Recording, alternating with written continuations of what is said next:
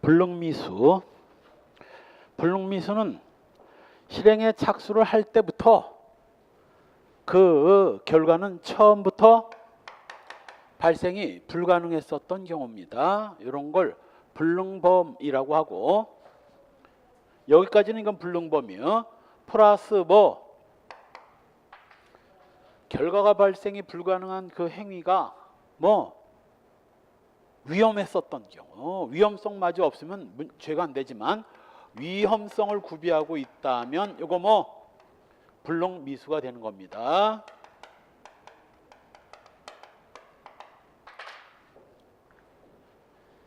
이렇게 불능미수란 범죄 의사로 실행행위를 했지만 수단이나 대상의 착오로 인해서 결과 발생은 불가능하지만 뭐 위험성이 있을 때 불능미수, 위험성이 없다면 그 밑에다 위험성이 있어 밑에다가 비교해놓고 뭐 위험성이 없으면 2번으로 연결될까? 그냥 위험성이 있어 해서 줄 긋고 밑에 괄호 2번에 첫 번째 줄 중간 위험성이 없어서 요 반대 표시를 해놓으면 되겠죠. 이렇게 해서 요 반대 표시.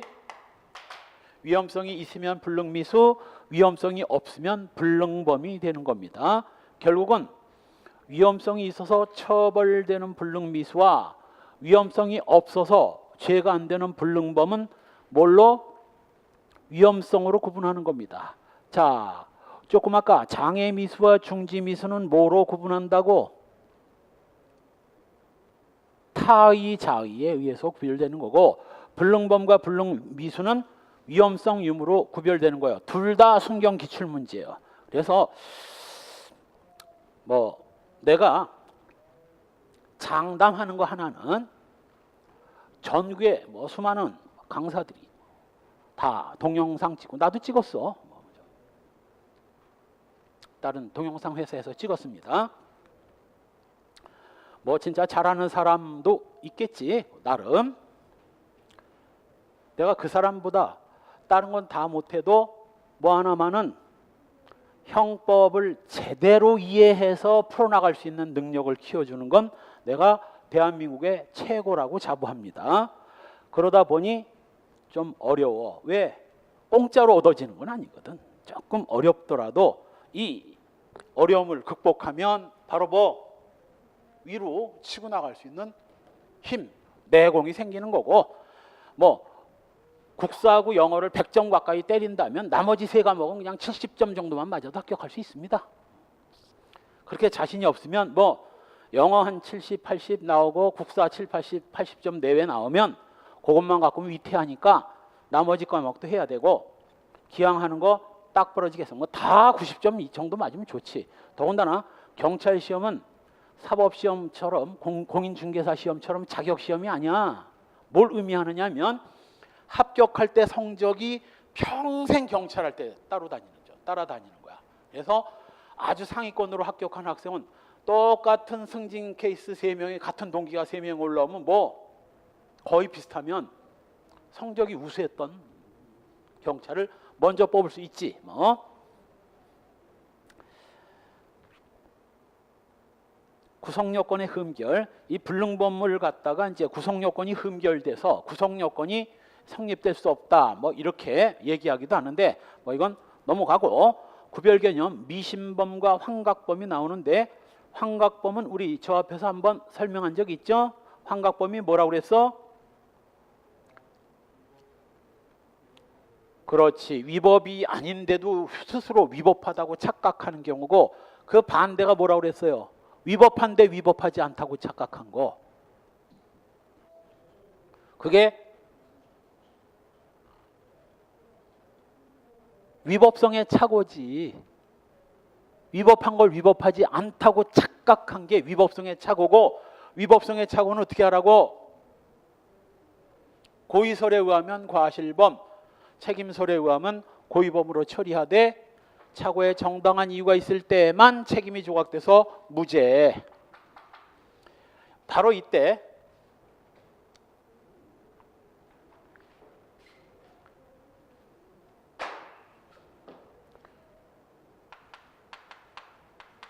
이 불능범은 범죄 구성 요건은 있어요. 살인죄 같은 구성 요건은 있는데 또 불능범이 하는 행위가 형법상 행위도 돼. A가 B를 죽이기 위해서 독약을 탔는데 그 독약이 봉지가 바뀌는 바람에 소화제가 들어간 거야. 그러니까 소화제를 독약이라고 탔으니 사람이 죽을 리가 없지. 죽을 리가 없지. 결과 발생이 불가능한 경우를 이걸 불능범이라고 하고, 이에 비해서 미신범은 살인이라는 범죄의 구성 요건은 존재하지만 행위자가 한 행위가 살인 행위가 될 수 없는 경우야. 예를 들면 A가 B 죽게 해달라고 정한수 떠놓고 100일 기도를 했는데 97일째 B가 정말 교통사고로 죽었어요. A 죽게 해달라고 기도한 A 살인죄 돼요? 안 돼요? 안 돼. 살인죄라는 범죄의 구성 요건은 존재하지만 교통사고로 죽었지 기도했다고 설마 살인이 됐겠어? 기도하는 행위는 살인 행위는 될 수 없어. 독약 타는 행위는 행위가 되지만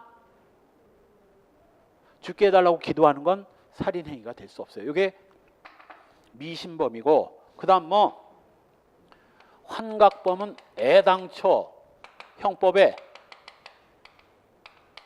구성 요건 자체가 존재하지 않아.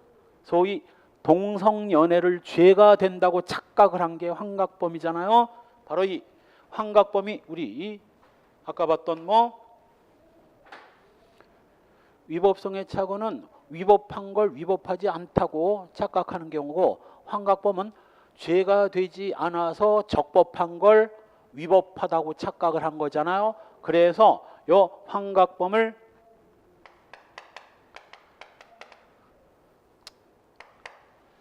반전된 위법성의 착오라고 부르는 거예요. 원래 위법성의 착오는 뭔데? 위법한 걸, 객관적으로 위법한 걸 행위자만 주관적으로 적법하다고 착각한 경우인데, 환각범은 반대로 적법해서 죄가 되지 않은 걸 행위자만 위법하다고 착각을 한 거예요. 이걸 반전된 위법성의 착오라고 하고, 반전된 위법성의 착오는 소위 동성연애처럼 처벌 규정이 없어서 적법한 행위를 위법하다고 착각한 경우예요. 그럼 반전된 책임의 착오라는 것도 있을 수 있을까? 있어. 책임이 조각돼서 무죄인자가 자신은 책임이 있어서 유죄라고 판단한 거. 그렇죠? 심신상실자가 자신은 정상인이기 때문에 책임 능력이 있다고 착각한 경우, 이게 반전된 책임의 착오예요. 그럼 반전된 처벌 조건의 착오라는 것도 있을 수 있을까? 있어. 자식이 아버지 돈을 훔치면서 남편이 부인 돈을 훔치면서 절도죄로 처벌받을 거라고 생각을 했지만 친족 상돌의 일항에 해당돼서 처벌 안 돼요. 처벌 안 됩니다. 그렇다면 반전된 구성요건 착오도 있나? 있어요. 뭘까? 객관적으로는 결과 발생이 불가능한데 행위자만 결과 발생이 가능하다고 착각을 한 거, 이게 반전된 구성요건 착오고, 이게 바로 뭐예요? 결과 발생이 불가능한데 가능하다고 착각을 한 거, 이게 바로 뭐예요? 이게 바로 불능범이야. 이게 이 반전된 구성요건 착오가 이게 바로 불능범인 거예요. 결과 발생이 불가능한데 결과 발생이 가능하다고 착각을 한 요 불능범이 반전된 구성요건 착오고, 시험에 엎어쳐서 한 번, 매쳐서 한 번, 두 번 나왔어. 뭐라고? 다음 중 반전된 구성요건 착오에 해당되는 걸 골라라. 환각범, 미신범, 불능범, 그리고 망각범, 이렇게 나와서 찍어내는 거? 불능범 찍어내는 문제가 나왔고, 그 다음 반대로도 나왔어요. 다음 중 불능범에 해당되는 걸 골라라. 1. 반전된 구성요건 차고, 2. 반전된 위법 차고, 반전된 책임 차고, 반전된 처벌 조건 차고. 요거 찍어내는 문제 엎어쳐서 한번, 맺혀서 한번 다 나온 거예요. 따라서 구별 개념 미신범은 뭐라고? 구성요건은 존재하지만 행위가 형법적으로 무의미한 범죄 행위가 아닌 거야. 이에 비해서 환각범은 사실상 허용돼서 적법한 행위를 처음부터 구성요건이 존재하지 않으니까 적법행위죠. 구성요건이 존재한다고 착각을 한 경우 이게 바로 반전된 위법성의 착오 또는 반전된 법률의 착오라고 부르는 거예요. 그 다음 페이지에 불능미수의 성립요건 똑같아. 기수의 고의로 실행에 착수를 해서 범죄가 미완성이지만 범죄 미완성의 원인이 처음부터 불가능했었고 위험성이 있었어야 됩니다. 한편 1. 괄호 1. 실행의 수단이나 대상의 착오로 인한 결과 발생에 불가능. 이 실행의 수단은 자기가 계획했던 수단으로는 결과 발생이 불가능한 경우에요. 예를 들면 독약을 먹인다고 먹인 것이 설탕을 먹이고 있다든가. 시험 문제 한번 나왔어요. 방아쇠를 당겼는데 물이 찍 나간 경우에 해당되는 걸 골라라. 1. 객체의 착오, 2. 방법의 착오, 3. 수단의 착오, 4. 객체의 대상의 착오. 이렇게 나왔어. 정답 뭐예요? 수단의 착오. 이게 정답이었어요. 기출이야 다. 대상의 착오는 대상 자체가 범죄가 될 수 없는 경우에요. 예를 들면 곰을 사람으로 오인하고 총을 쏜다든가 하는 것들이죠. 곰 죽인다고 절대 살인죄 안 되죠. 혹시 곰을 고의로 잡아먹으면 문화재보호법, 자연보호법에 위반되지만 실수로 쏴 죽인 건 과실인데 그건 과실범 없어. 자연보호법은 과실범은 없거든. 그 다음 주체 착오로 범죄 결과 발생이 불가능한 경우, 즉 공무원인 줄 알고 뇌물을 받았는데 개뿔 공무원도 아닌 상태였던 거죠. 이거는 그냥 불능범으로 봐야지 여기까지 불능미수로 보면 죄형 법정주의 유추해석에 해당할 수 있어요. 마지막 결과 발생이 불가능해야 됩니다. 결과 발생이 가능했다면 장애 미수이지 불능미수는 아니죠. 무엇보다 중요한 게 다음 페이지에 위험성이 있어야 돼요. 따라서 위험성이 없다면 그냥 불능범으로 그치는 거고 죄가 안 됩니다. 위험성이 있어야 불능미수가 되는데, 그렇다면 바로 이 위험성 유무는 또 어떻게 판단하느냐. 이 위험성을 판단하는 기준을 놓고 소위 여러 학설이 대립되고 있습니다. 처음 나온 게 구객관설이야. 이 구객관설은 절대적 불능, 상대적 불능, 구별설이라고도 부릅니다. 절대적 불능, 말 그대로 절대적으로 불가능한 경우는 불능범, 상대적으로 불가능한 경우는 이건 불능미수, 이렇게 처리하는 입장입니다. 자, 예를 들면 시체를 죽인다는 건 절대적으로 불가능하죠. 시체가 어떻게 또 죽어?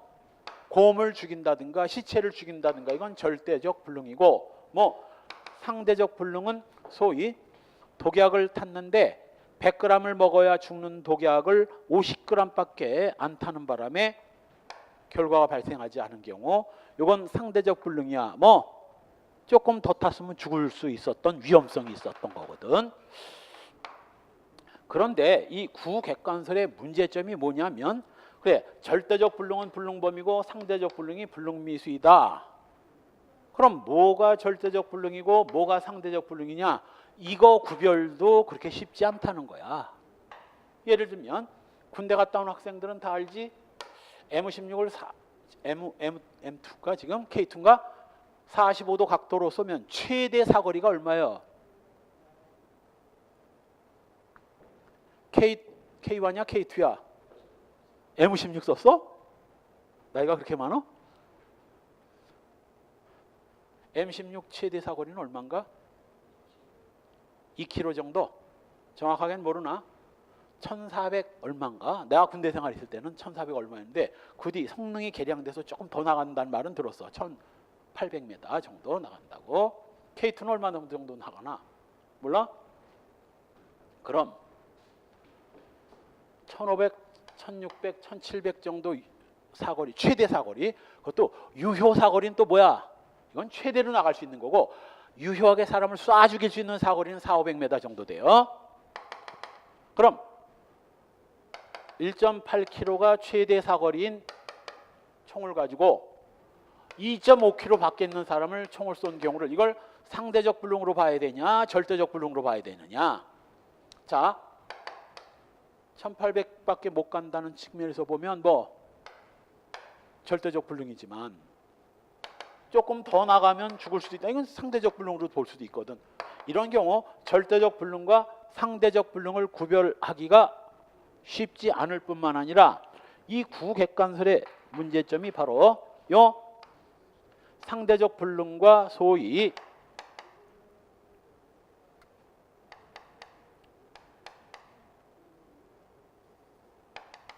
장애미수와 불능미수를 구별하는 기준이 애매하다는 거야. 장애미수와 불능미수. 이런 경우를 이걸 장애미수로 봐야 될지 불능미수로 봐야 될지 애매하다는 겁니다. 그런 문제점이 등장해요. 그래서 나온 게 3. 구체적 위험설입니다. 구체적 위험설은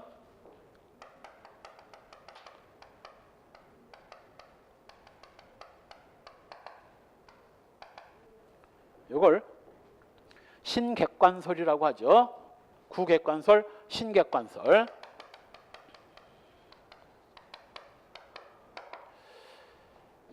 행위자가 주관적으로 인식한 것과 객관적으로 존재하고 있었던 사정을 종합해서 그래서 결과 발생이 가능해 보이면 불능미수, 그래도 결과 발생이 불가능해 보이면 불능범, 이렇게 보는 입장입니다. 그런데 이 주관적으로 인식한 것과 객관적으로 존재하는 사정이 달라져 버리는 경우에는 어느 쪽으로 치중하느냐에 따라서 중지미수가 될 수도 있고 불능미수가 될 수도 있는 거거든. 아니죠. 불능범이 될 수도 있고 불능미수가 될 수도 있는 거거든. 자, 예를 들면 A가 지금 죽어 있는 시체를 향해서 살아있는 줄 알고 살해 의도로 총을 쏩니다. 자, 객관적 사정에 중점을 두면 뭐가 될 것이고 불능범이 될 것이고, 행위자가 인식한 주관적 사정을 보면 살아있다고 생각하고 있으니까 뭐 불능미수적 위험성이 있어서 불능미수로 보지, 어느 쪽으로 치우치느냐에 따라서 불능미수가 될 수도 있고 불능범이 될 수도 있다는 문제가 생겨요. 그럼 이거 어떻게 처리를 해야 돼? 딱 중간이면 뭐? 중간이면 어쩔 거야? 딱 중간이면 이거 불능범도 아니고 불능미수도 아니고. 그래서 나온 게 뭐 바로 요 추상적 위험설 내지는 뭐 주관적 객관설이라고 부르는 겁니다. 요게 우리 다수설 태도예요. 추상적 위험설, 주관적 객관설. 요건 이 신객관설의 문제점이 주관적으로 인식한 것과 객관적으로 존재하고 있는 사정이 어긋날 때 문제가 생긴다고 하니까 하나를 뭐 빼버려, 귀찮으니까. 기준이 두 개다 보니까 헛갈리는 거 아니냐고 하나를 빼, 완전히 다. 뭘? 객관적 사정을 뺍니다. 그래서 행위자가 주관적으로 인식하고 있었던 것을 뭐 기초로, 행위자가 주관적으로 인식하고 있었던 걸 기초로 객관적으로 봤을 때 결과 발생이 가능하냐 불가능하냐 이렇게 보는 겁니다.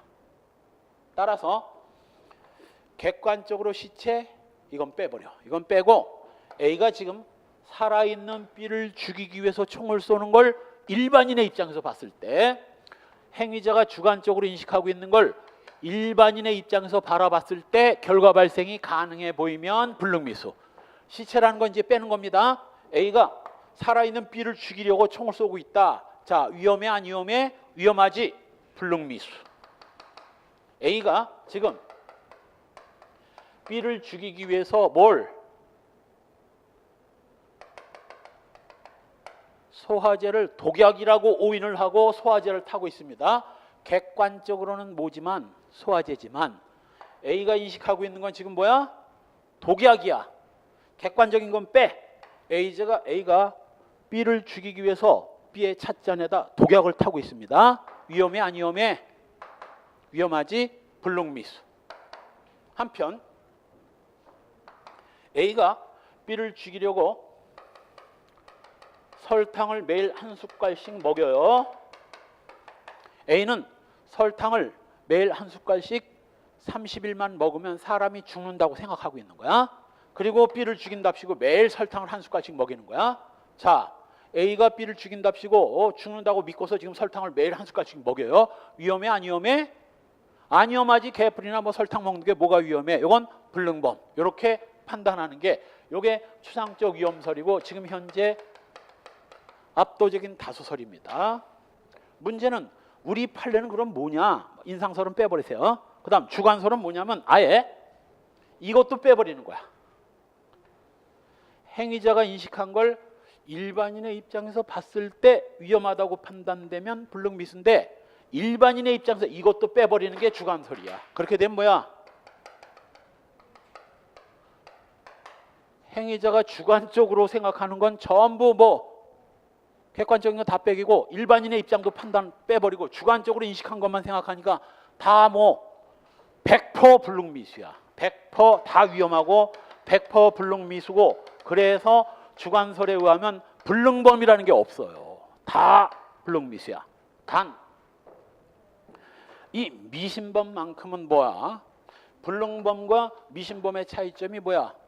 불능범은 그래도 행위인데 결과 발생이 불가능한 거고 미신범은 행위 자체가 살인 행위가 아니기 때문에 그건 행위가 아닌 거야.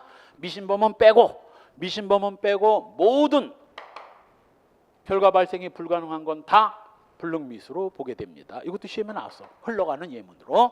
그래서 주관설에 의하면 불능범 자체를 아예 인정을 안 합니다. 다 불능미수로 봐요. 문제는 우리 대법원이 좀 오락가락하고 있다는 거야. 즉, 요 구객관설 입장에 의해서 판단한 판례도 있고, 요 추상적 위험설에 의해서 판단한 판례도 있기 때문에 별도로 따로 기억해 두는 도리밖에 없습니다. 우선 3번 염산 에페트린. 정승혜 교수도 이거 실수됐네. 염산에 페트린이 아니라 염산에다가 페트린과 수정의 약품을 교반한 게 아니라 염산 에페트린이에요. 염산 에페트린 하나의 약명이야. 염산 에페트린과 수정의 약품을 섞어가지고 히로뽕 제조를 시도하다가 약품 배합 미숙으로 실패한 경우, 자,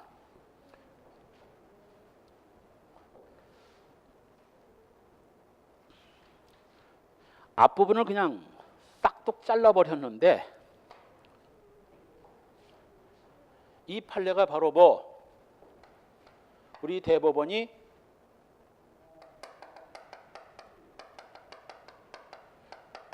필로폰 제조에 있어서 요거 약품 배합 미숙으로 실패한 사건을 놓고 불능범과 불능미수의 구별 기준을 앞에서 설명했어. 뭐라고? 불능범은 절대적으로 결과 발생이 불가능한 경우여야 하므로 이 말을 빼버린 거야. 그래서 불능범과 불능미수를 구별할 때는 뭐 절대적으로 결과 발생이 불가능한 것이 불능범이므로 필로폰을 제조하다가 염산 에페트린이라는 약품에다 다른 여러 가지 약품을 섞어가지고 필로폰을 제조하다가 약품 배합 미숙으로 실패를 합니다. 자, 절대적으로 필로폰 제조는 불가능했었습니까? 이놈도 어깨 너머로 필로폰 제조하는 걸 본 거야. 그래서 염산 에페트린에다가 뭐 빙초산 같이 생긴 걸 이런 걸 섞어가지고 만든다는 걸 알고 지도 그 약품을 사다가 섞었는데 뭐 온도나 이 비율이 안 맞아가지고 뽕이 안 만들어진 거지. 자, 절대적으로 필로폰 제조가 불가능했었던 건 아니야. 잘 배합하고 온도 잘 맞췄으면 필로폰이 만들어질 뻔했었던 거거든. 이거 뭐 불능미수로 처리한 사건입니다. 그런데 똑같은 필로폰 사건인데도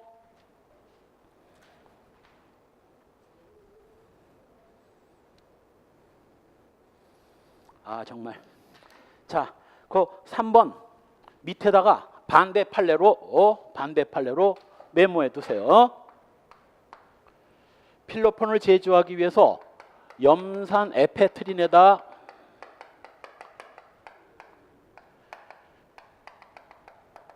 빙초산을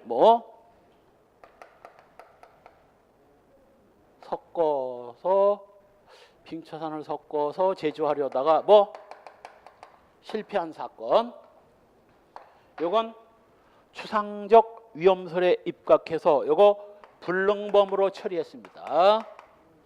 그러니까 똑같은 필로폰 제조 사건에서 약품 배합 미숙으로 실패한 건 상대적 불능으로서 불능미수인데 빙초산을 섞다가 실패한 건 요건 불능범이에요.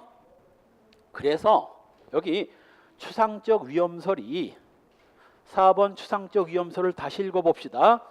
행위 당시에 행위자가 인식한 사정만을 기초로 일반인의 관점에서 봤을 때 결과 발생에 위험성이 있는 경우는 불능미수다라고 했는데 그 일반인의 관점에다 줄 긋고 어떤 시험에 나온 예문이야. 일반인의 관점에다 줄을 긋고 이때 일반인은 그냥 일반인 노노노노노 이때 일반인은 그냥 일반인이 아니라 그 분야에 어느 정도 지식을 보유하고 있는 일반인, 그 분야에 어느 정도 지식을 구비하고 있는 그런 일반인을 말하는 겁니다. 따라서 화학 분야에 웬만큼 지식이 있는 사람이라면 염산 에페트린에다가 빙초산 절대 이거 뽕 못 만든다는 걸 다 안다는 거야. 나는 화학 지식이 거의 없어가지고 내가 제일 징그럽게 생각한 게 중학교 때 화학이었고 중학교 때 그래가지고 난 포기했어. 이과는 화학 물리하면서 아우 골치 아파가지고 포기해버리고 그때 문과를 선택했습니다. 난 중학교 때 선택했어. 화학 보고 징그러워가지고. 따라서 여기서 일반인이란 화학 분야에 웬만큼 지식이 있는 일반인의 입장에서 봤을 때는 필로폰을 만들 땐 염산 에페트린에다가 빙초산 냄새 비슷한 걸 섞지만 그건 빙초산이 절대 아니고 이거 섞으면 절대 안 되는 거야. 이거 절대 안 돼.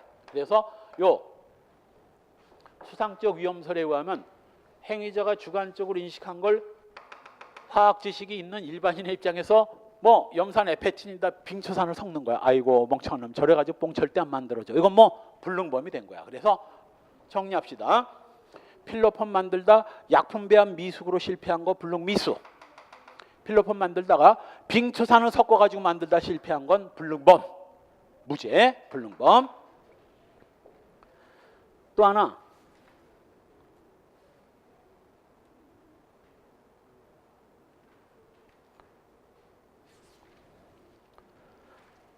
나머지 두 개를 보고 갑시다. 1번 치사량에 미달하는 독약을 섞어가지고 사람이 죽지 않은 거 당연히 불능미수고 2번도 마찬가지죠. 농약을 우물에 풀었는데 치사량이 안 된 정도라면 역시 불능미수입니다. 다음 페이지에 4. 소매치기 주머니에 손을 넣는데 텅 빈 주머니라서 금품을 절취할 수 없었던 경우. 5. 권총에 탄자란 실탄, 권총에 실탄을 장전해 가지고 방아쇠를 당겼는데 바로 그 실탄이 불량탄, 불발탄이라서 총이 안 나가서 못 죽였어요. 자, 여기서 이제 문제가 생깁니다. 자, 이건 누가 보더라도 장애 미수로 봐야지 세상에 이걸 중지 미수로 보고 있잖아요. 그래서 우리 대법원이 바로 과거에 절대적 불능, 상대적 불능 구별서를 취할 때 장애 미수와 불능 미수를 혼돈을 하고 있어요. 이런 걸 어떻게 불능 미수로 보나? 이건 장애미수로 봐야지. 어쨌건 실탄이 불발탄이라서 못 죽인 거 판례상으로는 뭐다? 불능미수입니다. 장애미수가 아니라 불능미수고, 그 다음 승용차의 브레이크 호스를 잘라가지고 승용차가 브레이크가 안 들어가지고 뭐 죽으라고 했는데 뭐 브레이크가 안 잡히니까 사이드 브레이크를 당기고 당황해서 브레이크가 안 잡히니까 어디에 부딪혀서 인도에 차를 부딪혀가지고 간신히 목숨을 건집니다. 당연히 이것도 뭐여야 되는데 장애미수로 봐야 되는데 우리 대법원은 이것도 중지미수로 봤어요.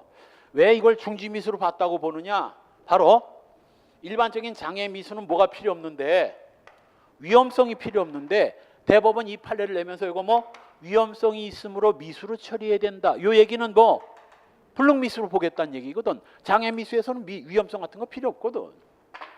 위험성이란 말이 나온 걸로 봐서는 이건 불능미수로 보겠다는 얘기인데, 그래서 그 끝에 장애미수라는 견해도 있음. 이거 장애미수로 봐야지. 5번, 6번은 장애미수로 봐야 되는데 이 불능미수로 본 거 아니냐고요. 마지막 이것도 시험에 나왔죠. 일정량 이상을 먹으면 사람이 죽을 수도 있는 그 초우뿌리와 부자 달인 물을 마시게 해서 살해하려다 실패한 거. 이 초우뿌리와 부자가 뭐냐면 옛날 임금이 역적을 저지른 놈한테 사약을 내리죠. 그 사약의 주원료가 바로 이 초우뿌리예요. 뜨거울 때 이거 먹으면 피토하고 죽는데 거기다가 그 효과를 조금 더 올린 약품을 첨가하면 그냥 먹으면 피토하고 죽는 거지, 장희빈처럼. 그래서 남편을, 보통 여자가 남편을 죽일 때는 죽이기 전에 생명보험에 좀 가입합니다. 그래놓고 남편을 죽이기 위해서 부자 다른 물을 먹였는데 남편이 먹다가 이상해가지고 토한 거지. 이것도 사실은 뭐로 봐야 돼? 먹고 잘못하면 죽을 수 있는 양이니까 뭐 이것도 장애미수로 봐야 되는데 다 불능미수로. 그래, 초우뿌리 사건도 이거 시험에 나왔어요. 두어 번. 한마디로 남편한테 사약을 먹이려다가 실패한 거, 이거 꿀꺽꿀꺽 먹었으면 죽을 뻔했었으니까 위험성이 있었던 겁니다. 한편 위험성마저 없어서 불능범이 된 예, 조금 아까 뭐 필로폰 사건에서는 뭐라고 맨 앞에 불능범이 돼서 무죄가 된 예가 뭐였어요? 빙처산, 필로폰 만들려고 빙처산 섞다 실패한 건 무죄, 불능범. 그리고 소송 비용을 편취할 의사로서 소송 비용 지급을 구하는 손해배상소를 제기한 거, 이건 뭔 뜻이냐면, 자, 지금 근로자들이 파업을 하고 하면 이제 회사 쪽에서 그 근로자들을 상대로 뭐 손해배상 청구 소송을 하고 월급 압류하고 재산도 압류하고 막 합니다. 그러니까 가뜩이나 근로자들은 파업하다가 뭐 월급도 안 나오는데 이 갖고 있는 예금 통장에다 보다 다 압류돼 가지고 고통스럽게 만들거든. 이거는 회사 쪽에서 뭐 근로자들 엿먹이려고 작정을 하고 소송을 건 거거든. 그래서 노동자들이, 근로자들이 소송에서 이깁니다. 소송에선 이겼지만 그 소송에 소위 대항하기 위해서 변호사 선임을 했죠. 법원 가서 재판받고 뭐 서류 복사하고 하느라고 돈 엄청 들었거든. 쉬운 말로 못 먹는 감 찔러나 보자, 고통을 주기 위한 소송을 건 경우 소송에서 이긴 사람들이 뭐 못 먹는 감 찔러나 보자는 식으로 소송을 건 놈한테 뭐 소송 비용, 네가 소송을 거는 바람에 우리가 드린 소송 비용을 물어내라고 소송 비용을 청구할 수 있는데, 이거는 그냥 소송 비용 청구 절차가 따로 있어요. 그런데 A 노동자가 2천만 원을 비용으로 썼다 합시다. 이 2천만 원을 소송 비용으로 청구하면 될 걸 갖다가 뭘로? 손해배상을 해달라고 청구합니다. 한마디로 이건 동성연애를 했다고 검사가 공소를 제기하는 것과 다를 바 없어요. 이건 택도 안 되는 거거든. 아니, 소송 비용이면 소송 비용 청구 절차를 밟으면 되지, 소송 비용을 왜 이걸로 해달라고 그래. 소장을 읽어보는 순간 소송으로 들어간 비용 2천만 원을 손해를 배상해 주십시오. 그러면 판사가 뭐 찢어버리는 거야. 이런 걸 소장 각하라고 하는데 실제 찢어버리지는 않습니다. 그냥 도로 가져가라고 돌려줘. 소장을 각하하고. 절대 이 재판은 설사 A가 갑을 상대로 터무니없는 주장을 했다 할지라도 이 재판은 시작도 안 된 채 뭐 날아가 버릴 거기 때문에 이건 불가능해요. 불능범이 된 겁니다. 위험성마저 없어. 절대 이 재판은 해줄 리가 없으니까. 역시 임차 건물에 거주하는 임차인이 처음한 전입신고를 마친 후 경매 절차에서 배당을 받기 위해서 임대차 계약서상 임차인 명의를 처로 변경해서 경매 법원에 배당 요구를 한 경우, 왜 경매 배당을 요구하려면 뭐 임대차 계약을 맺고 거기에 전입신고를 해서 살아야 돼. 안 살고 있는 사람은 안 되거든. 그러니까 처 명의로 전입신고를 했으니까 뭐 남편은 전입신고가 안 돼 있으니까 처 명의로 배당 요구를 해야 되겠지. 임차인 명의를 처로 변경해서 경매 법원에 배당 요구를 한 경우 불능범입니다. 왜? 처는 임대차 계약서상 애당초 계약자가 아니었기 때문에 남편 명의로 배당 요구를 하던가 해야지 처는 절대 안 되기 때문에 이것도 불능범. 그 다음 3번 수입 자동 승인 품목. 그러니까 수입하고 싶으면 그냥 수입하면 되는 거야. 이걸 수입 제한 품목이라고 착각을 하고 수입 제한 품목 수입할 때는 세금을 내야 되거든. 세금 내기 싫어가지고 이걸 뭐 반제품인 양 가장해서 수입허가 신청을 하죠. 뭐 애당초 그냥 수입하면 돼. 반제품이라고 가장할 필요도 없다고. 이때 바로 반제품이라고 가장한 건 처음부터 뭐 죄가 되지 않는 거야. 왜?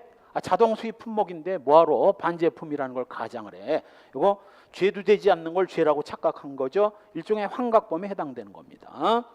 마지막 판례가 피고인이 사망한 자를 상대로 소송을 걸었다면, 사람은 사망하면 모든 권리는 다 사라집니다. 혹시 상속이 되는 재산적 권리는 상속해. 집 같은 건 자식들이 상속을 하지만 선거권이나 뭐 이런 것들은 뭐 다 사라지는 거예요. 따라서 파더 F가 죽고 자식한테 부동산이 상속됐습니다. 심지어는 등기부상 아직 F가 등기부상 돼 있다 할지라도 F는 이미 사망을 했고 사망과 동시에 모든 권리는 사라지거나 상속이 됐기 때문에 지금 현재 부동산은 비록 등기부상 F가 돼 있다 할지라도 F는 사망한 이상 실제 소유자는 S인 것이고, 따라서 갑이 소송을 걸려면 뭐 얘를 상대로 소송을 걸어야지 사망한 자는 죽은 사람한테 무슨 권리를 빼앗아 와. 권리가 없는데 불가능해. 불능범이고 위험성도 없습니다. 개뿔 위험성도 없기 때문에 이거 사기죄 불능범이고 무죄예요. 불능미수의 처벌. 불능미수도 미수처벌 규정이 있을 때만 처벌하고 그 대신 뭐 임의적 감면이 되는 겁니다. 임의적 감면. 불능미수에도 중지미수가 있을 수 있느냐 뭐 논란이 있지만 애당초 결과 발생이 불가능하니까 소곡설 중지미수란 있을 수 없다. 또 뭐 아무리 결과 발생이 불가능해도 중지미수 규정을 적용하면 행위자한테 유리한데 이거 뭐 적용해 줘야 된다 하는 논란이 좀 있습니다. 제6절 예비죄. 예비죄가 아니라 예비음모죄지. 사실은 예비죄와 음모죄. 조문도 그렇게 돼 있어요. 범죄의 음모 또는 예비행위가 실행의 착수리에 이르지 아니한 경우에는 법률에 특별한 규정이 없는 한 벌하지 않는다. 특별한 규정이 있다면 벌한다는 얘기 아닙니까? 예비와 음모 둘 다예요. 자, 이때 예비 음모란 범죄 실행의 착수 이전에 뭐 물적 또는 심적 준비 행위에 해당되는 겁니다. 실행의 착수 이전이기 때문에 미수와는 본질적으로 다르고 예비 음모는 원칙적으로 처벌 안 하고 뭐 법이 특별히 예비 음모를 처벌하는 규정을 두고 있을 때만 예비 음모로 처벌하는 겁니다. 한편 8월의 판례 단순히 범죄 결심을 외부에 표시 전달하는 건 이건 아까 봤죠? 이건 죄가 되지 않습니다. 최소한도 음모죄가 되려면 뭐 구체적인 어떤 범죄를 뭐 구체적으로 뭐 일을 해야 그래야 음모죄가 되는 것이지 바로 아래 판례 줄친 부분 어떤 범죄를 하기로 막연하게 합의를 한 거 노노노노 이 정도 가지고 음모 안 됩니다. 음모도 구체적으로 이루어져야 돼요. 그냥 야 여자 하나 끌고 가서 강간이나 해볼까? 아 이건 농담 따먹기지 개뿔은 그게 무슨 강간이야. 강간 예비가 되려면 강간 예비는 처벌 규정도 없지만 강도 예비라면 뭐 우리 옆집에 사는 노친네가 돈은 더럽게 많은데 굉장히 인색해. 우리 한번 저 노친네 털어보자.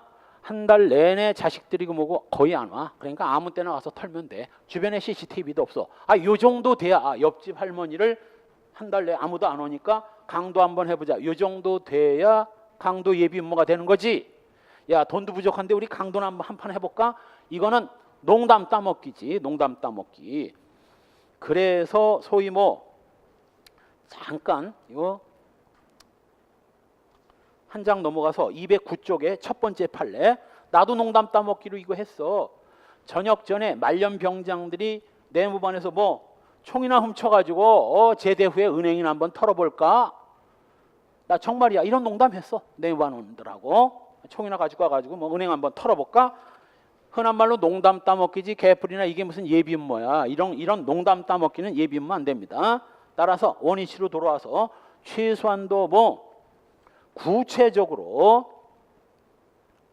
구체적으로 의견을 교환해야 음모인 것이지 막연히 농담 따먹기 한 건 이건 예비 음모가 될 수 없습니다. 한편 예비와 음모의 구별. 자, 이렇게 예비는 물적 준비행위고 음모는 심적 준비행위로서 조금 아까 얘기했듯이 이 예비 음모라고 쓰지만 사실은 뭐 음모가 선행하고 그 뒤에 예비가 올 수 있습니다. 아 물론 혼자 저지른 범죄는 음모라는 게 아예 있을 수가 없고 둘 이상이 저지를 때는 음모가 먼저 이루어져야 예비가 돼. 왜냐하면 사람을 죽이려면 살인 도구가 필요한 거고 칼 같은 독약 같은 게 그다음 뭐 절도를 저지르려면 뭐 맞는 키나 뭐 이런 게 후레쉬 같은 게 필요하지. 그래서 어떤 범죄를 저지를지가 결정이 돼야 거기에 맞춰서 물적 준비 행위를 하는 거지. 그래서 말은 예비 음모라고 하는데 순서상으로는 음모 예비 순서로 진행됩니다. 더군다나 바로 아래 판례 소위 밀항단속법 같은 경우는 또 요거 하나야. 음모는 처벌 안 하고 예비만 처벌해요. 따라서 음모만 하고 예비 단계로 나가지 않으면 뭐가 되는 거야? 무죄야. 음모는 처벌 안 하니까. 그래서 바로 아래 판례가 나온 거야. 일본으로 밀항하고자 공소 외인에게 도항비로 1화 100만엔 우리나라 돈 1000만 원이죠. 주기로 약속한 바 있으나 그 후 밀항을 포기했다면 이는 밀항의 음모에 지나지 않는 것으로 밀항의 예비 정도에 이르지는 아니한 것이다. 이게 뭔 뜻이야? 예비까지 안 갔으니까 음모는 처벌 규정이 없으니까 무죄라는 뜻입니다. 한편 2013년 5월 22일 요 밀항단속법이 개정이 돼가지고 뭐 요 예비도 처벌하는 규정이 신설됐어요. 이제는 예비도 처벌해. 따라서 음모 이제는 음모도 처벌합니다. 음모 처벌 규정도 신설됐어요. 그래서 이제는 밀항단속법도 이제는 뭐 예비 음모를 다 처벌하니까 음모만 했냐 예비까지 했냐 구별할 필요가 이제는 없어졌습니다. 요때 당시만 해도 음모는 처벌하지 않고 예비만 처벌했기 때문에 음모 정도 하고 예비를 안 했다면 무죄지만 지금은 뭐 밀항음모죄가 이제 신설됐어요. 지금은 처벌합니다. 5년 이하의 징역이야. 5년 이하의 징역으로 처벌하는 규정이 2013년도에 신설됐습니다.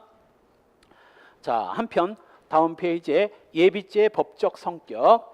도대체 이 예비죄라는 범죄는 어떤 형태의 범죄로 봐야 되느냐 하는 거예요. 예를 들면 살인 예비죄라는 범죄는 살인 예비음모죄는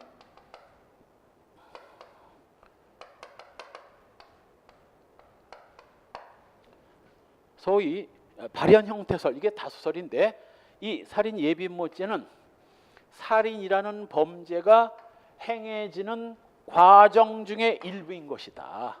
즉 살인 예비, 살인 미수, 살인 기수로 흘러가는 요 과정 중의 일부이다. 살인죄라는 범죄가 실현돼 나가는 과정 중의 일부일 뿐이다. 요 발현 형태설. 따라서 발현 형태설에 의하면 이건 우리 아까 봤던 소위 살인 예비 음모죄의 중지를 한 경우, 즉 예비의 중지에다가 중지 미수 규정을 적용해 줄 수 있을까? 이거 예비의 중지에 중지 미수 규정을 적용할 수 있다 없다? 없다. 왜?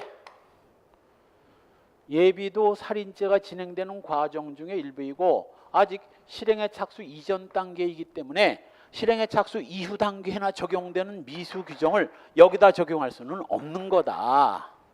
이에 비해서 독립범죄설에 의하면 살인 예비음모죄라는 범죄도 살인죄와는 별개의 독립된 범죄에 해당되는 거고, 따라서 살인 예비음모죄라는 구속요건 따로 있고 위법 책임이 다 따로 있기 때문에 이 살인 예비죄의 구속요건을 실현하다가 실패했다면 예비죄도 미수가 가능하고 독립된 범죄이고 구속요건이 따로 있으니까 실행에 착수, 기수, 미수 다 있을 수 있다는 얘기야. 당연히 중지미수 규정을 적용해 줄 수 있다. 이렇게 보는 게 이게 독립범죄설입니다. 그래서 괄호 2번에 예비죄의 실행행위성 독립범죄로 이해할 때는 실행행위성 다 인정되고 미수도 가능하지만 발현 형태설에 의하면 행위성을 인정할 수 없고 미수도 불가능하죠. 다만 다수설이 발현 형태설인데 아까 얘기했죠. 중지미수 규정을 적용 못해요. 그러다 보니 무슨 해괴한 결과가 나와 중지미수보다 예비의 중지가 더 무거운 이런 황당한 결과가 나오거든. 그래서 그럴 때만 예외적으로 여기에다가 중지미수 규정을 적용하자. 형의 불균형이 나타날 때에만 예외적으로 중지미수 규정을 적용해 주자는 겁니다. 한편 예비죄 성립 요건 기본적으로 예비의 고의, 예비 행위를 한다는 고의가 있어야 됩니다. 과실범은 예비가라는 게 있을 수가 없어요. 그리고 무엇보다 기본 범죄를 범할 목적이 있어야 됩니다. 따라서 기본 범죄를 범할 목적이 있어야 되고 이 기본 범죄는 어느 정도는 구체화되었어야 돼. 막연한 예비는 예비 안 됩니다. 그래서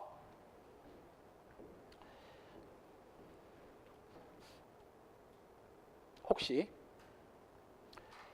하도 요즘 세상이 뒤숭숭해서 웬만큼 깜짝거리는 새끼 있으면 다 찔러 죽여버리겠어. 그리고 칼을 휴대하고 다녔습니다. 자, 그 대상이 어떤 놈인지는 모르고 하여간 앞으로 살아가면서 나한테 찝쩍거리는 새끼 있으면 쑤셔버릴 거야 라면서 칼을 휴대하고 다녔다고 해서 살인 예비 된다 안 된다? 안 된다. 최소한도 그 죽일 놈이 누군지는 특정이 돼야 예비가 되는 거지. 어떤 자식은 나한테 깝치면 다 죽여버릴 거야. 이건 예비 안 돼. 예비 안 됩니다. 그래서 최소한도 기본 범죄를 범할 목적은 어느 정도 특정돼야 됩니다. 막연한 예비는 예비지 안 돼요. 옛날에 서울 서대문구에서 묻지마 살인의 효시 최초의 범죄가 바로 고등학교 1, 2학년 정도 되는 녀석이 술만 처먹으면 패는 거야, 부인을. 이 녀석이 고1인가 좀 됐었는데 어렸을 때는 이제 아버지가 술 퍼먹고 엄마를 때려도 어리니까 아버지는 덩치가 크고 꼼짝 못하다가 고등학교 되니까 덩치도 크고 이제 소위 대가리가 크니까 또 술 처먹고 엄마를 때리니까 뭐 여기 이제 저항을 한 거지. 아버지 적당히 좀 해. 좀 엄마 좀 그만 때리라고 그랬더니 또 뭐야 이 새끼 너 때문에 그래. 너 때문에 이 새끼 공부 안 해가지고 너 때문에 지금 싸움 났어. 네가 공부 안 해가지고 이 자식아. 그러니까 갑이 열받아가지고 뭐 아우 지겨워. 하여간 부모는 맨날 싸우고 엄마 패고 뭐 징징대고 나도 패고 에이씨 뛰쳐나가면서 칼 하나를 들고 뛰쳐나간 거야. 그리고는 을려가 중학교 1학년인가 2학년 되는 아이가 걸어가고 있었는데 이 갑이 을려를 보고 뭐 그 갖고 나온 칼로 죽이기로 작정을 하고 쫓아가다가 같은 아파트 단지니까 다른 동 엘리베이터를 타고 올라가다가 을려가 자기 2층에서 10층이라고 합시다. 10층에서 내리려고 하는 걸 뭐 칼로 찔러서 목을 피를 흘리면서 을려가 집 앞에 과다출혈로 집 앞에서 사망한 사건이야. 경찰이 갑 자식을 검거해가지고 조사하면서 너 왜 을을 찔렀어? 을하고 뭐 무슨 관계 있어? 을려가 사귀자 그러는데 싫다고 그랬나? 그랬더니 을려 모르는 애인데요. 생판 모르는 애를 왜 찔렀어? 그럼 나는 아버지가 엄마 패고 짜증나 죽겠는데 칼을 들고 뛰쳐나왔더니 을려가 아주 행복한 표정으로 가고 있어가지고 난 불행해 죽겠는데 너무 행복한 표정을 지어가지고 짜증나서 죽였다. 이게 묻지마 살인 최초. 그래서 경찰이 혀를 내둘렀다는 거. 이게 한 20, 30년 전이거든. 그때만 해도 묻지마 살인 이런 거 없었거든. 이 자식이 최초였어. 자, 이 인간의 혼자 저질렀으니 음모라는 건 있을 수 없고 이 인간의 예비가 언제야? 칼을 들고 뛰쳐나갔을 때, 을려를 죽이고 작정했을 때, 쫓아갈 때, 엘리베이터를 같이 탔을 때, 칼을 휘둘렀을 때, 사망했을 때 1, 2, 3, 4, 5, 6 요거 언제? 예비야. 1, 2, 3, 4, 5 이건 기수건지. 1, 2, 3, 4, 5 예비가 언제야?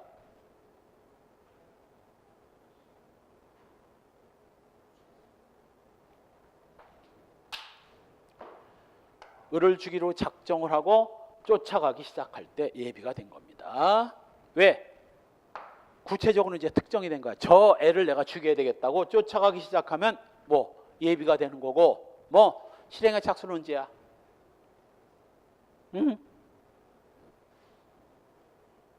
둘밖에 더 있나? 홀짝이지 뭐 홀짝. 엘리베이터 같이 탔을 때야. 칼을 휘두를 때야. 아이 좋아. 생명의 위험이 발생한 때가 언제야? 엘리베이터 탄 때야?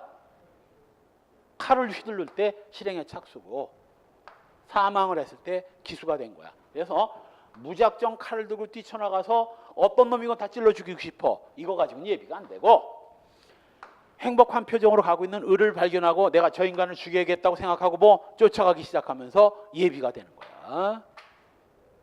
그래서 막연히 누군가 죽여버리겠다. 이건 예비 안 돼요. 같은 취지로 아까 봤던 판례 오른쪽 1번 총을 훔쳐가지고 은행이나 털어보자. 어떤 은행인지가 특정되지 않았다면 이것도 뭐 예비치 안 된다고요. 한편 그 209척 맨 위의 판례 강도 예비임모죄 처벌 규정이 있고 그럼 뭐 강도를 범할 목적으로 예비임모를 해야 되는데 이때 시험에 많이 나온 거예요. 두꺼운 글씨 준강도를 할 목적은 이건 강도 예비임모는 안 됩니다. 왜냐하면 준강도가 뭐야? 절도를 저지르다가 잡힐 것 같으니까 패고 도망가는 게 준강도거든. 그러니까 준강도는 뭐로 시작되는 범죄고 절도로 시작되는 범죄고 절도가 예비임모 없듯이 준강도도 예비임모는 안 되는 거야. 객관적 요건 외부적 준비행위로서 뭐 범죄 실현에 필요한 적합한 행위여야 됩니다. 따라서 물적 예비, 범행 도구, 범행 장소, 뭐 설계 도면 같은 걸 준비하는 것도 다 뭐 물적 준비 행위고 인적 준비 행위, 알리바이 조작을 위한 사전의 대인 접촉 이것도 물적 준비 행위입니다. 사람 하나 같이 저지르라고 저지르자고 했다면 그건 공모고 음모고, 소위 위증을 해줄 사람을 미리 만들어 놓는다든가 이런 것들은 다 물적 인적 준비 행위로서 예비에 해당되고, 자기 예비와 타인 예비, 자기 예비란 자기 스스로 예비 행위를 하는 거고, 타인 예비랑 타인의 실행 행위를 위해서 예비 행위를 하는 거죠. 타인 예비도 예비냐? 이건 원칙적으로 타인 예비는 예비 안 됩니다. 왜냐하면 타인 예비를 도와주는 건 타인 예비죄의 공범이 되는데, 공범은 뭐 필살기, 예비에는 공범이 없다. 미수도 없고. 이 결정적으로 실행의 착수에 이르지 말아야 됩니다. 실행의 착수로 넘어가는 순간 예비는 끝나고 뭐 미수 단계로 넘어간 거지. 따라서 1번 판례는 이미 받고, 이 관세를 포탈할 목적으로 수입할 물품의 수량과 가격이 낮게 기재된 계약서를 첨부해서 물량 전부에 대한 과세 가격 사전 심사를 신청한 건 아직은 예비 단계고, 뭐 그래서 바로 아래절 과세 가격 사전 심사서는 이건 예비고, 사전 심사서를 가지고 나중에 뭐를 할 때? 신고를 할 때, 허위 신고를 할 때 실행에 착수인 겁니다. 3번 아까 얘기했던 대로 살해 용도에 가공하기 위한 흉기를 준비했다 하더라도 그 흉기로 살해할 대상자가 확정되지 않았다면 이건 막연한 예비는 예비가 될 수 없다. 단 4번 강도에 사용할 흉기를 휴대하고 골목길에서 습격할 통행인을 대기하고 있었다면, 뭐 비록 그 사람이 누군지는 몰라도 요 길을 지나가는 누군가를 당도하겠다고 했다면 이건 예비죄 돼요. 다음 페이지에 예비죄의 처벌, 예비는 음모와 함께 같이 처벌하고 처벌도 똑같이 처벌하기 때문에 결국 뭐 예비와 음모는 구별할 필요는 없습니다. 물론 예비 음모도 처벌 규정이 있을 때만 처벌하기 때문에 예비 음모 처벌 규정이 없다면 뭐 처벌 못하는 거지 뭐. 한편 바로 아래 도표에 보통은 세 번째 도표 예비 음모만 처벌하는데, 중간 도표 예비 음모 선동까지 처벌하는 범죄는 딱 하나, 폭발물 사용죄뿐입니다. 그리고 첫 번째 도표 예비 음모 선동뿐만 아니라 선전까지 처벌하는 범죄는 이건 필살기, 국가적 법익에 관한 죄 중에서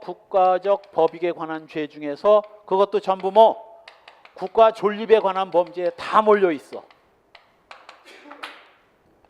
특히 국가 존립에 관한 죄라 하더라도 거기 뭐 전시 군수계약 불이행죄 요건 없습니다.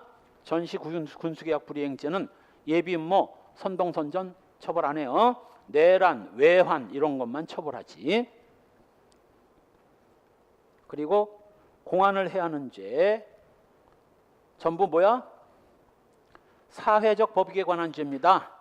싸그리 처벌 규정 없어. 그냥 국가적 법익에 관한 죄 중 뭐 존립에 관한 죄, 내란죄와 외환죄, 간첩죄 이런 범죄만 적용되는 거예요.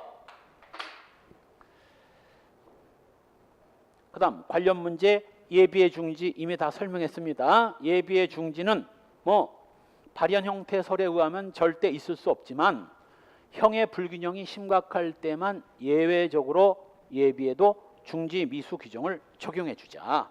한편 다음 페이지에 예비죄 공범, 예비죄 이건 설명했죠. 예비죄 공동정범은 가능해도 뭐 예비죄 공범은 절대 있을 수가 없어요. 왜? 공범이 성립하려면 정범이 최소한도 실행에 착수를 해야 되는데 개코나 실행에 착수 없다면 예비죄는 적어도 교사범 정범이란 불가능해요. 우리 대법원도 바로 아래 판례에서 두꺼운 것이 정범이 실행에 착수에 이르지 않았다면, 겨우 예비 단계에 그쳤다면 정범의 성립은 논리적으로 불가능하다는 게 우리 대법원 판례예요. 요게 정범이 실행에 착수 여기다 줄 긋고 바로 뭐 뒤에서 보게 될 뭐 공범 종속성서를 취하기 때문이에요. 공범은 정범에 종속해서 성립한다는 공범 종속성설에 의하면 절대 예비죄는 공범이라는 게 불가능하다는 건 저절로 알아야 됩니다. 자, 그 다음에 공범론. 공범이란 범죄를 2인 이상이 같이 저지르는 걸 이걸 공범이라고 합니다.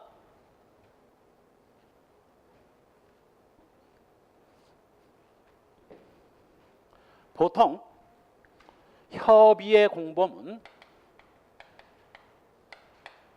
우리 저 앞에서 봤듯이 이거 뭐 교사범과 종범을 협의의 공범이라고 하고, 교사범이 뭐라고? 범죄를 저지를 생각이 전혀 없는 놈한테 범죄 의사를 불러일으키는 거고, 종범은 방조범이라고 그랬죠. 이미 범죄를 결심하고 있는 자를 도와주는 거라 했습니다.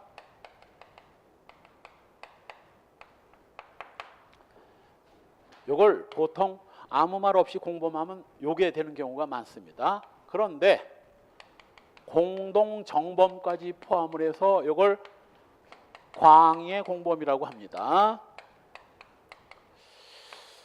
왜 광의의 공범이라고 하느냐면, 공동정범은 사실은 정범을 공동으로 저지르는 거거든. 그러니까 얘는 정범이지 공범이 아닌데, 다만 2인 이상이 공동해서 저지른다는 점에서, 뭐 2인 이상이 같이 저지른다는 점에서 그냥 넓게 봐서 공범이지, 원래는 정범을 공동으로 저지르는 겁니다. 여기까지가 광의의 공범이고, 하나 더 추가해가지고 소위 필요적 공범이 있습니다.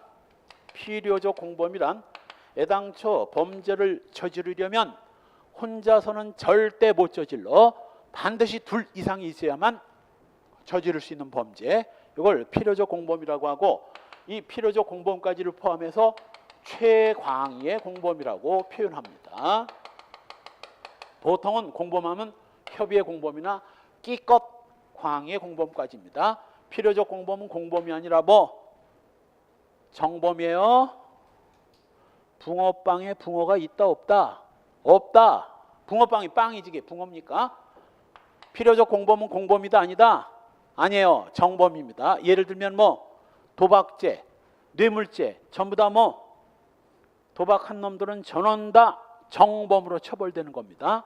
다만 정범이 살인죄처럼 혼자서 저지를 수 있는 게 아니라 도박을 하려면 2인 이상이 반드시 있어야 되기 때문에 필요적으로 여럿이 저질러야 된다라는 의미에서 필요적 공범이라는 것이지, 필요적 공범과 공동정범은 정범이지 공범 아니에요.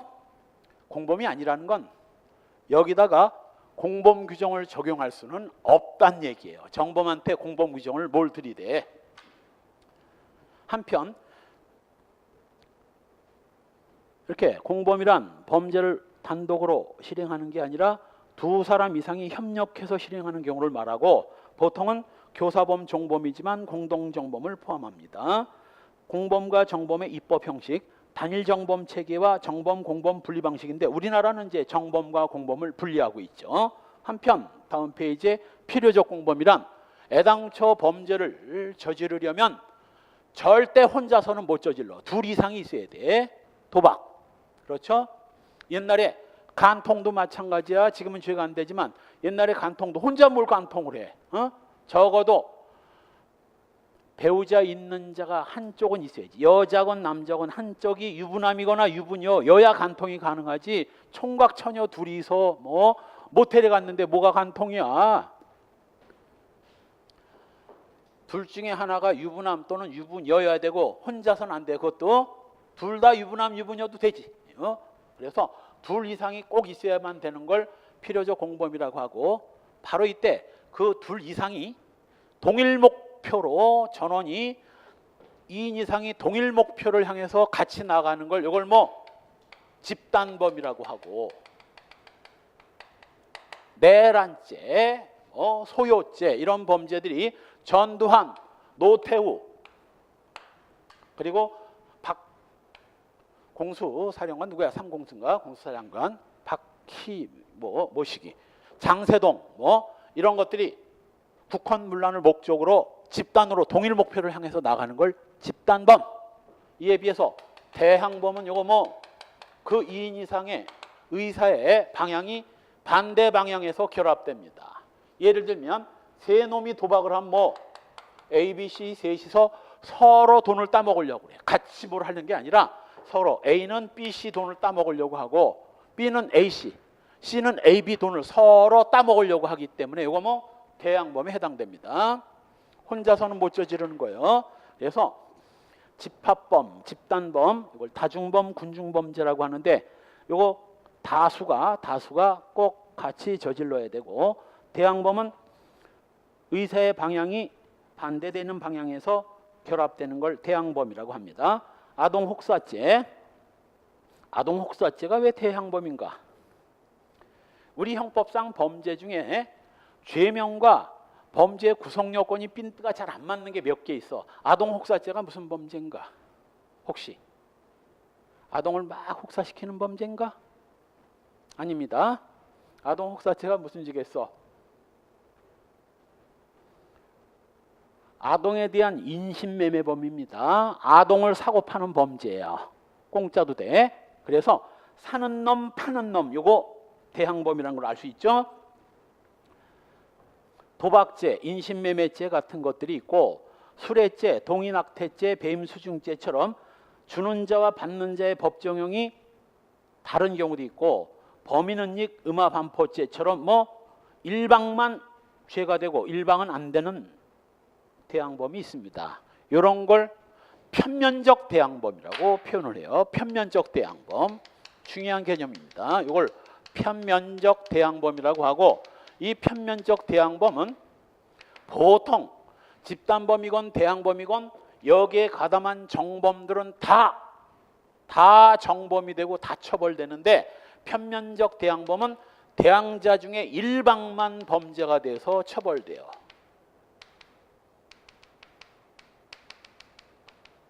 타방은 죄가 되지 않습니다. 예를 들면 A가 음란한 그림을 팔고 있습니다. 이때 음란한 그림을 판매하는 A만 판매죄가 되는 거고 B는 A가 파는 음란 그림을 샀다고 해서 뭐 매입죄 그런 거 없습니다. 얘만 처벌되는 거야. 이런 걸 편면적 대항범이라고 하죠. 업무상 비밀 누설죄도 마찬가지예요. A가 B한테 누설을 했다면 A만 누설죄로 처벌되는 것이지 B는 뭐 누설이라는 것도 누설 받는 자와 누설하는 자가 있어야 성립되지만 얘만 범죄가 돼서 처벌되고 얘는 범죄 안 되는 겁니다. 이런 걸 편면적 대항범이라고 하고 바로 이때 총칙상 공범 규정은 말 그대로 공범한테 적용을 해야지 정범한테 공범 규정을 적용할 수는 없습니다. 한편 바로 아래 판례, 중요한 판례들이 많이 나옵니다. 뇌물공여죄가 성립하기 위해선 뇌물죄라는 범죄는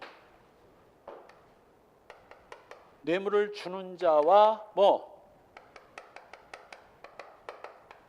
받는 자가 있어야 성립되는 대항범인데 이건 둘 다 처벌해요. 법정형이 달라. 그 대신 수뢰자는 무겁고 증례자, 주는 놈은 좀 가벼워요. 이거 주는 자는 증례죄, 받는 자는 수뢰죄가 되는 거죠. 다만 증례와 수뢰가 대항범이라 하더라도 꼭 둘 다가 다 범죄가 되어야만 되는 건 안 돼. 아니야.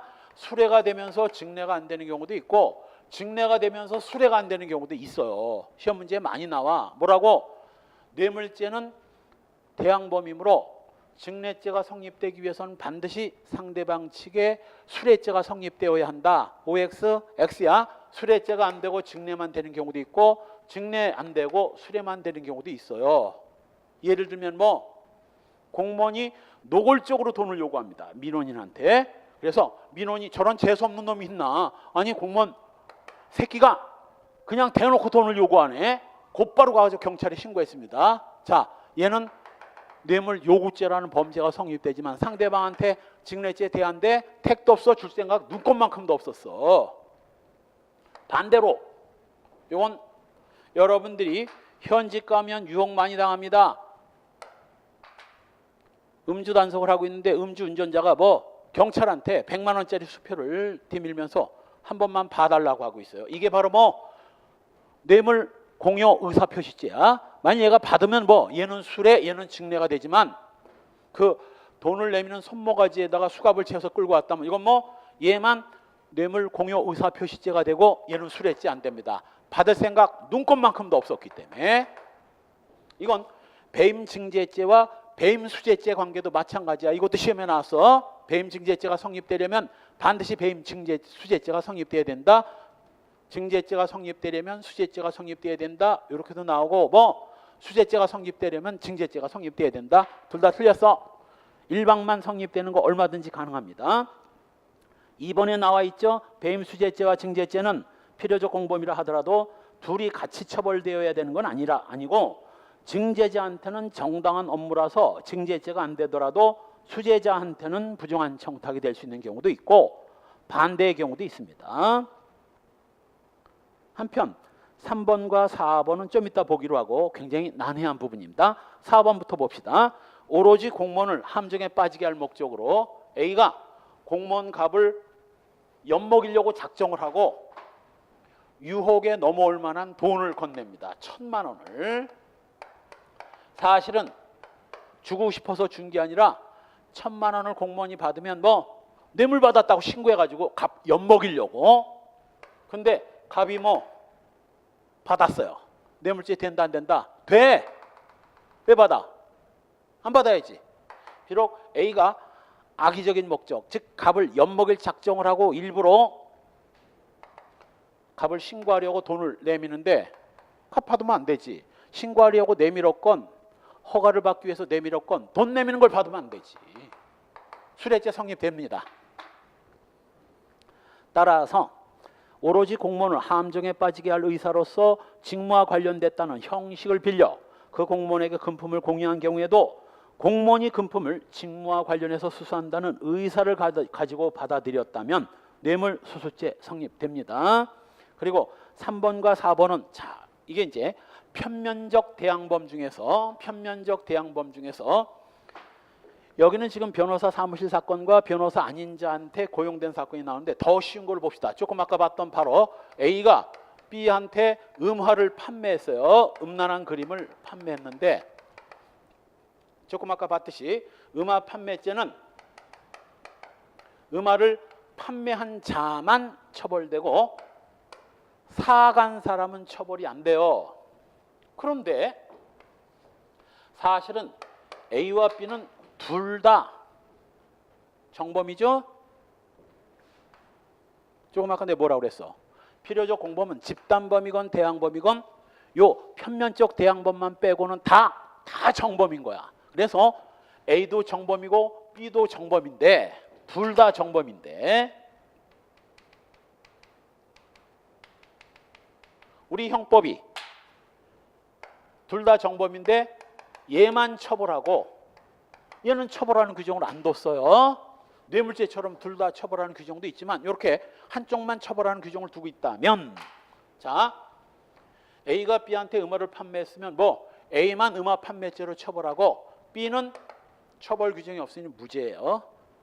바로 여기서 B가 A의 음화를 사줌으로써 A가 음화 판매죄를 저지르는 걸 결국 얘가 사줌으로써 도와준 꼴이 아니냐. 혹시 B를 정범으로는 처벌하는 규정이 없지만 A의 음화 판매죄 방조범은 될 수 있느냐 하는 얘기예요. 방조범은 될 수 있느냐. 된다 안 된다?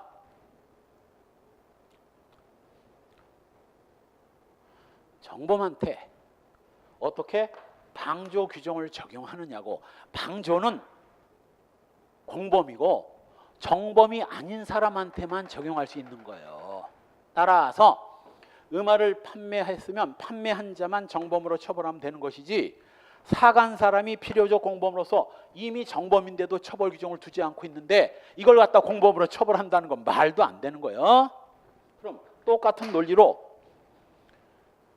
변호사 사무실 직원이 공무원 갑한테 돈을 주고 뭐 중요한 비밀을 누설받습니다. 바로 공무상 비밀 누설죄도 바로 뭐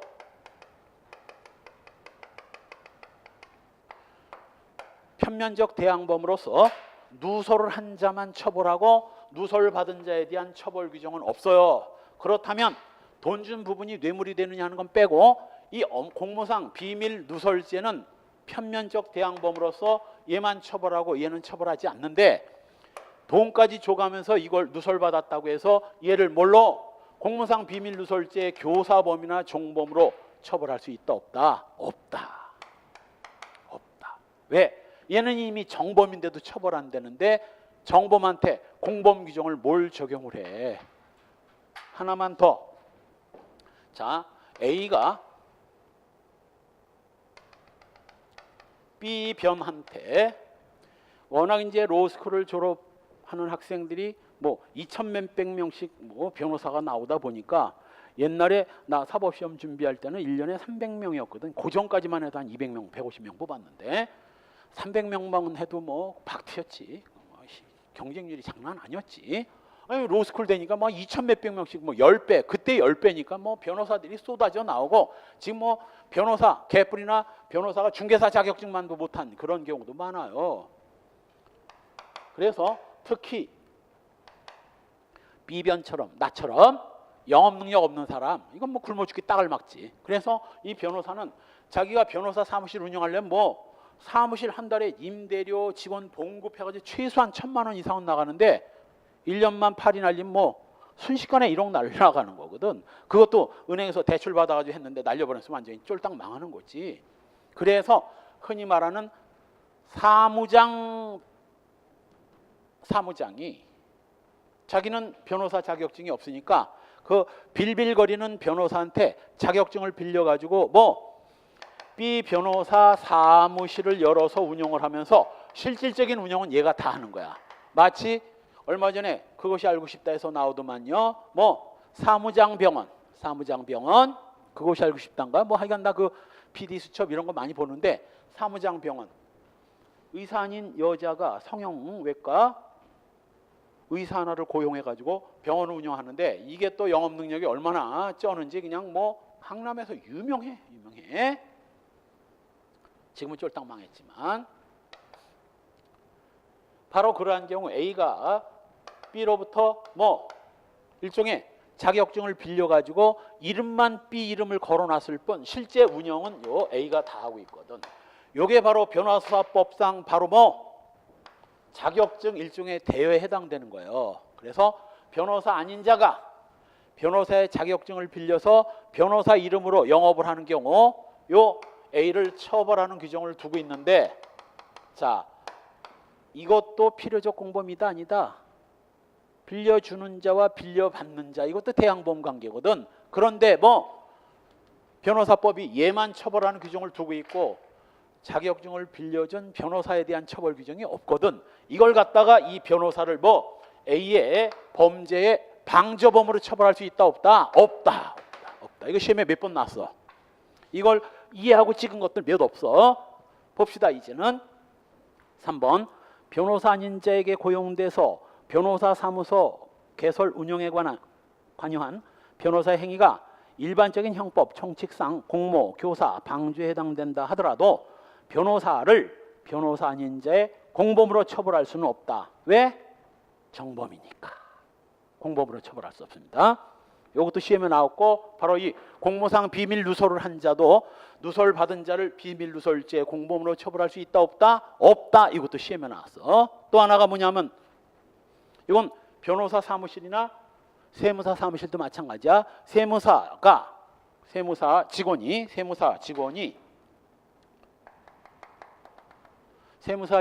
이걸 갑이 의뢰 회계 비밀 정보를 A한테 알려줍니다. 바로 뭐 세무사법상 세무로 알게 된 비밀을 누설하면 처벌하는 규정이 있는데 이건 누설하는 자만 처벌하는 규정을 두고 있고 누설받은 자에 대한 처벌 규정이 없거든. 따라서 얘만 처벌하면 되는 것이지 A를 뭐 갑의 범죄의 공범으로 처벌할 수 있다 없다? 없다. 똑같은 원리가 적용되는 판례들입니다. 이 원리를 제대로 하나 이해했다면 이 세 개 판례는 그냥 한 원리로 한 큐에 세 개를 다 잡을 수 있는 거야. 1타 3피.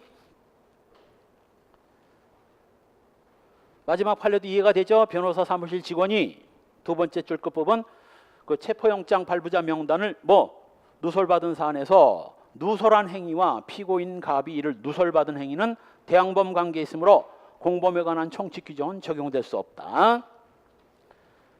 다음 페이지에 6번 의사가 직접 환자를 진찰하지 않고 처방전을 작성해서 교부한 행위와 그 처방전을 교부받은 행위 역시 진찰도 안 하고 처방전을 교부하는 의사의 행위만 처벌하고 처방전을 교부받은 자에 대한 처벌 규정이 없다면 두 번째 줄 중간 총칙 규정은 적용할 수 없습니다. 7번도 마찬가지죠. 예. 두 번째 줄 끝부분 금품 등을 공유한 자에 대한 처벌 규정이 따로 없는 이상 그 공유행위는 죄가 안 되고 공유행위가 죄가 안 되니 공유행위를 교사 방지한 것도 공범관계가 성립될 수가 없는 겁니다. 한편 이 정범과 공범의 구별, 공범의 종속성. 이건 지금 진도가 많이 늦는데 난 오늘 정도면 공범 끝내고 죄수론 정도 들어갈 거로 예상했는데 많이 늦습니다. 판례가 워낙 많고 그 많은 판례를 다 설명하다 보니까 내 책이 또 아니다 보니까 어느 정도 설명해야 되는지 감도 안 잡히고 또 하루에 6시간씩 하니까 웬만큼 될 줄 알았는데 많이 밀렸죠. 이걸 어떡하나 할 수 없지 그냥 다음 달까지 진도 뽑아야 되는 대로 뽑되 혹시 못 뽑은 부분이 있으면 그 다음 달에 오전 오후로 나눠서 오후에 진도를 계속 뽑는다든가 이런 방법으로 나갈 겁니다. 자, 오늘은 여기까지 합시다. 복습은 대충 아무 때나 안 되죠? 반드시 오늘 꼭 복습해야 됩니다. 그리고 여긴 문제집이 없나? 그럼 문제집도 하나 사. 가급적 내가 펴낸 문제집을 사는 게 편하고 혹시 갖고 와서 질문하면 질문 답변해 줄 수 있으니까 문제집도 풀어봐야 돼. 진도 나간 만큼 문제를 풀어야 된다고. 그래야 이해가 되거든. 다음 주에 봅시다.